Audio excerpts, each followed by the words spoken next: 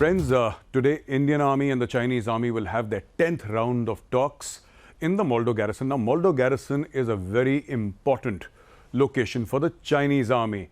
It was this location, the Moldo Garrison, which was under threat when Indian troops occupied strategic heights at the Kailash range. They were able to overlook the Moldo Garrison. Now, Kailash heights are in Indian territory, but India had not occupied them because at that point in time, that was the understanding with the Chinese. The Special Frontier Force, especially a force which comprises largely of Tibetans, took over various heights and started overlooking the Moldo Garrison. But before we understand what this entire disengagement is and this entire status quo ante is about, which is being so talked about in the media today, let's go back into the past and find out what is the genesis of this entire fracas that has taken place.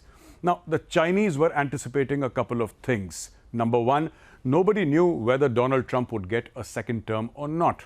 There was a lot of comments which were coming out from Donald Trump's office, the White House, his Twitter handle, and that had spooked the Chinese. Secondly, the movement of the Quad to the South China Sea. And thirdly, the Chinese closely held belief that somehow Americans were propping up the Indians as a counterweight to China. Now, what happened was, friends, that China, in its own inimitable style, decided, quote unquote, to teach India a lesson.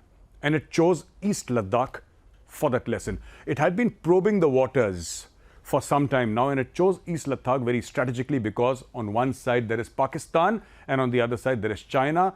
Push comes to shove, China wanted to try some sort of a pincer movement. Now, this is not the exact strategic term that I should be using, but I'm trying to explain to you what China was trying. Put pressure from two directions, Pakistan and China. Even if the Pakistani pressure was more mental in nature, China came, started moving towards the line of actual control. When on June 15th, the Galwan clash took place and 20 of our brave hearts laid down their lives for the nation, they were martyred. The Chinese hid their casualties, and slowly, winter approached. October, November, December. And they had figured out by that time, because the Kailash ranges had already been occupied, the Chinese by that time had decided or pretty much made up their minds that the Indian Army was not going to budge, because the earlier understanding of the Chinese of the Indian situation was that we will come with full force. This is the Chinese Army. China is a superpower. We'll glare at the Indians and the Indians will quiver and move back. Now, however, that did not happen, friends. That did not happen. The Indian Army stood firm. There was mirror deployment, troop to troop, gun to gun, tank to tank, aircraft for aircraft. And this is what spooked the Chinese. The Chinese Army, a soft army, not used to mountain warfare, highly mechanized, not used to the rigors of high altitude infantry warfare, did not know what hit them at heights of 16,000 feet and temperatures which plunged 40 degrees below. The Chinese were not used to such conditions. They were more deployed in the plateaus of Tibet, where they had comfortable housing, they had comfortable accommodation. Here suddenly they came out in the open, where the elements were at play, and the biggest enemy there were not just the Indian Army, it was also the weather. The Indian Army, though, has been there for years and years. It was exactly at this place where they fought the famous Battle of Rizangla in 1962. The Indian Army has been at heights of 21,000 feet at Siachen Glacier, where temperatures can go up to -65, -70.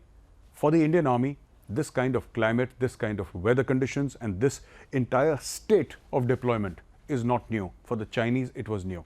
When the Chinese realized that the Indian Army was not impressed with the entire might of China facing them, when the Indian Army matched them, soldier for soldier, gun for gun, gunship for gunship, that is when China started having second thoughts.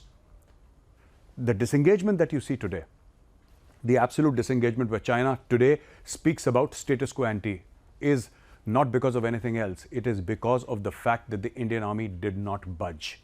The Indian Army stared the Chinese in the eye, and today we see the Chinese withdrawing. More such withdrawals, more such disengagements will take place in the future.